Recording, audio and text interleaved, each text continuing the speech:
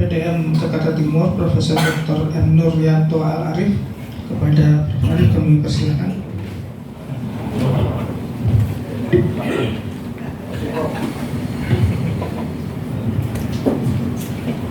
Assalamualaikum warahmatullahi wabarakatuh. Waalaikumsalam warahmatullahi wabarakatuh. Innal hamdalillah nahmaduhu wa nasta'inuhu wa nastaghfiruh wa na'udzubillahi min shururi anfusina wa min sayyiati a'malina. Asyhadu an la ilaha illallah wahdahu la syarika lahu wa asyhadu anna Muhammadan abduhu wa rasuluh la nabiyya ba'da. Yang saya hormati Pak Jamed dari LPCR PM Pimpinan Pusat Muhammadiyah, teman-teman dari PDM, Pak Tasman, Pak Baki, Bang Nas, tadi ada Pak Hasir, kemudian juga teman-teman dari LPCR PM PDM, Pak John dan teman-teman semua, serta para ketua PCM dan PRM se-Jakarta Timur. Alhamdulillah, segala puji dan syukur kita panjatkan kehadirat Allah SWT karena berkat nikmatnya kita semua berkumpul pada pagi hari ini untuk kita berdiskusi mengenai menyamakan persepsi terkait dengan bagaimana dakwah Muhammadiyah di level cabang dan di level ranting.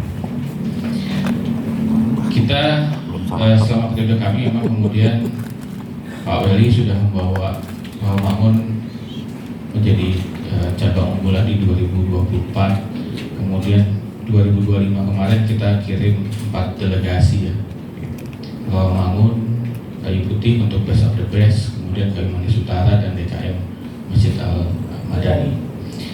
Tapi pertanyaannya adalah, apakah memang itu sudah by design? Memang benar-benar kita bina?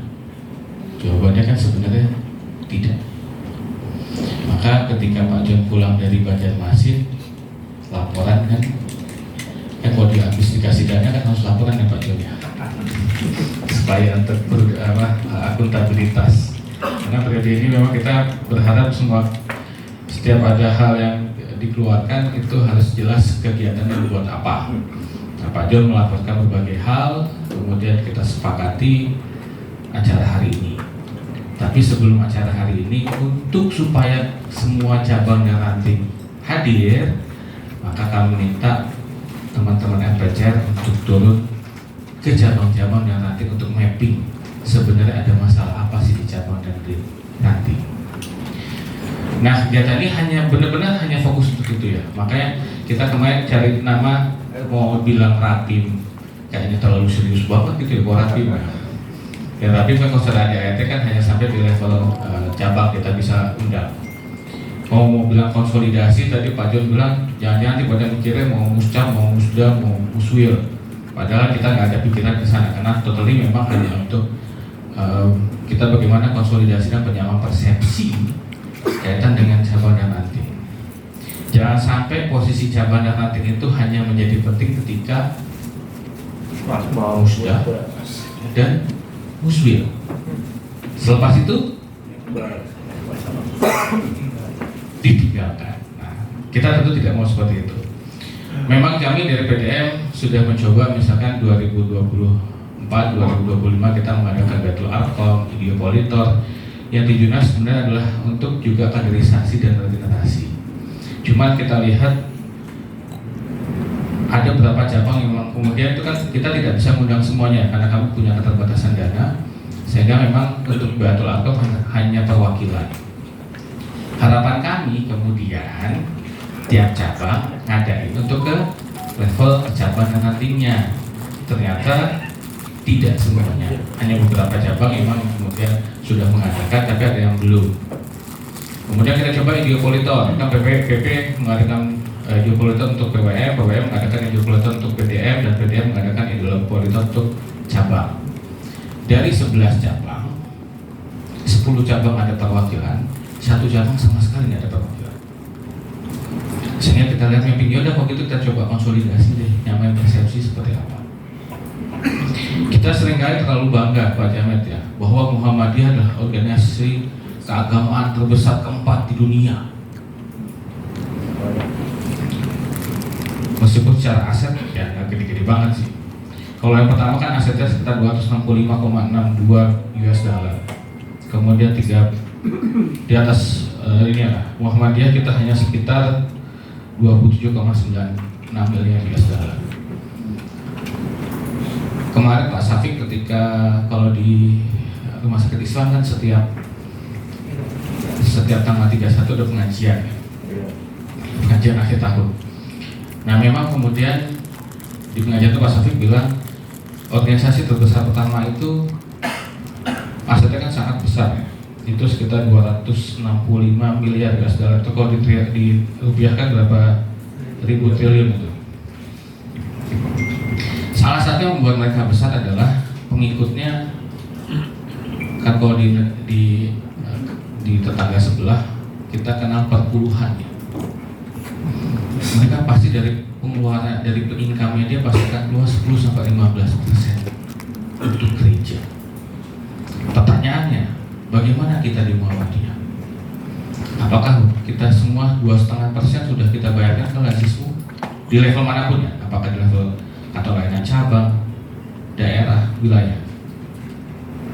Kemudian kita punya SKPP, iuran anggota yang 10.000 tadinya sekarang naik di SK yang paling banyak 15.000 per bulan. Pertanyaannya, sudah kita bayar belum?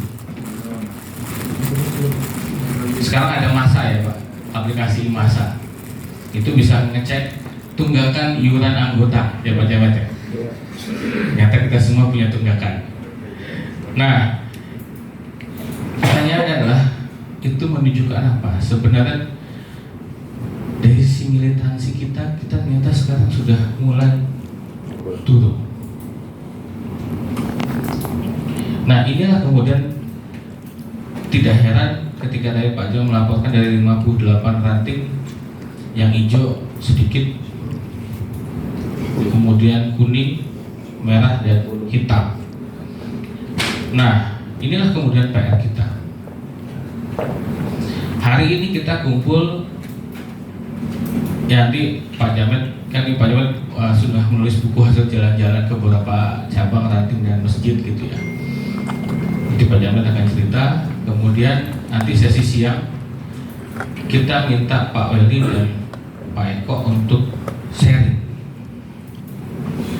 Harapannya apa? Harapannya kita kumpul di sini kemudian bisa saling menularkan energi positif. Kemudian kita bisa bangkitkan lagi. Karena sifat kami di PDM dan di BWM misalkan itu hanya sifatnya koordinatif. Kita tidak bisa menyentuh sampai level masyarakat. Yang bisa menyentuh level masyarakat adalah teman-teman di level ranting dan di level cabang. Nah inilah kemudian kita berkumpul pada hari ini. Supaya apa? Supaya ketika kita kumpul sama hari ini kita punya penyamaan persepsi. Maka nanti sesi siang itu akan lebih banyak. Nanti Pak Welly, Pak Eko sharing, kemudian kita akan diskusi. Sampai nanti adalah RTL-nya kita mau ngapain. Termasuk apabila masih nanti memang harus melibatkan majelis dan lembaga di level PDM, kita akan apa program lintas majelis, lintas lembaga yang kita bisa lakukan untuk supaya cabang ranting kita hidup. Karena ada Pak tadi Pak John waktu itu pas turba kan ada yang bingung mau ngisi pengajian siapa. Ya nanti kita akan tablik kan ada. Kita punya Kosmo Balik harusnya ada ya. Nanti kita desain lagi Kosmo Balik, Akhir Dingu Balik, kemudian nanti kita akan isi. Kalau misalnya kendalanya adalah masalah biaya, nanti insya Allah kita fasilitasi dari PDM untuk turun ke ranting dan cabang nanti dengan fasilitasi dari daerah. Tapi hanya untuk beberapa cabang ranting yang mungkin punya keterbatasan pendanaan. Nah, kalau kita bicara keterbatasan pendanaan ini berkaca dari saya di cabang saya dulu ya. Almarhum bapak saya dengan beberapa teman-teman pengurus ketika cabang, mungkin Pak Jamet di Duren Sawit ini ada 2 cabang Pak. Duren Sawit 1, 2. Dulunya Duren Sawit dan Pondok Bambu. Karena di kecamatan Duren Sawit ini ada 7 kecamatan. Kemudian kita bagi berdasarkan jalan Raden Inten 4 kelurahan masuk Duren Sawit 1, 3 kelurahan masuk Duren Sawit 2. Nah kami dulu sebelum punya amal usaha Bapak semua rutin mengadakan pengajian dari musola ke musola karena kami belum punya masjid, sampai sekarang belum punya masjid dan belum punya musola. Bahkan waktu itu belum punya AU, sama sekali belum punya SD. Sehingga kami pengajian dari musola 1, musola Al-Huda itu untuk basisnya Pondok Bambu 1 dulu, musola Arido dekat rumah saya itu adalah untuk Pondok Bambu 2 dan At-Taqwa Pondok Bambu 3. Dan itu pengajian adalah setiap malam minggu. Duitnya dari mana? Uang. Sehingga kemudian kalau kita menjadikan faktor, oh kami nggak ada dana untuk pengajian, sebenarnya tadi disampaikan oleh Pak John, ya udah kita ngaji bareng aja, isi aja dengan pengurus. Karena saya lihat masih banyak yang belum paham ADART Muhammadiyah. Bahkan saya yakin ada yang belum pernah lihat buku ADART nggak? Warna apa sampulnya? Aku udah nyabul Pak. Kadang-kadang masih banyak yang belum lihat, belum punya. Padahal kita kan Muhammadiyah salah satunya yang kita pegang adalah ADART. Karena ini menunjukkan apa? Muhammadiyah secara organisasi akan berbeda kalau kita dengan organisasi politik dan lain sebagainya. Kadang-kadang karena nggak baca ADART, nggak paham ADART, kadang suka menyamakan Muhammadiyah kayak organisasi politik. Wah ini kan harusnya begini. Padahal beda. Nah ini pentingnya, makanya kenapa kemudian itu penting. Termasuk juga saya melihat berapa banyak bapak-bapak di level cabang ranting yang sudah langganan suara Muhammadiyah. Ada. Kasih boleh kemarin. Nah itu PR lagi. Padahal kalau kita mau menunjukkan bahwa kita militan terhadap organisasi, maka iuran anggota kewajiban kita bayar. Bahkan di SK yang baru itu ada kewajiban untuk wakaf uang 25.000 paling tidak sekali seumur hidup. Nah inilah kewajiban-kewajiban yang harusnya kalau kita sebagai anggota kita harus juga lakukan. Kalau memang kita benar-benar masuk Muhammadiyah niatnya memang mau amar ma'ruf nahi munkar. Kalau enggak ya susah. Karena memang sekarang kalau kita bicara kader, Pak Jamet kan kita ada kader biologis yang lahir memang dari keluarga Muhammadiyah. Pak John, saya ini kan kader biologis, termasuk juga kader ideologis karena kemudian kita berproses dari ortom. Tapi ada yang lain, ada yang jadi kader karena kerja di AU. Nah ini kalau nggak dibina, jadi cuma kerja doang, nggak dapat lisensi dakwahnya Muhammadiyah. Ada lagi kader naturalisasi. Ini banyak Pak Jamet dari PP ya. Toto dimasukin di pengurus PP, cepat dapat KTA. Tahu Muhammadiyah nggak? Enggak. Karena aktif nggak di cabangnya? Enggak. Kenal ketua cabangnya? Enggak. Toto pas mau masukin anaknya ke sekolah minta diskon. Ngakunya saya orang PP ya. Selama ini aktif nggak di Muhammadiyah? Di cabangnya? Enggak. Nah ini kemudian jadi PR kita. Akhirnya kadang-kadang kemudian banyak yang masuk Muhammadiyah sekarang itu karena pragmatis. Pragmatis apa?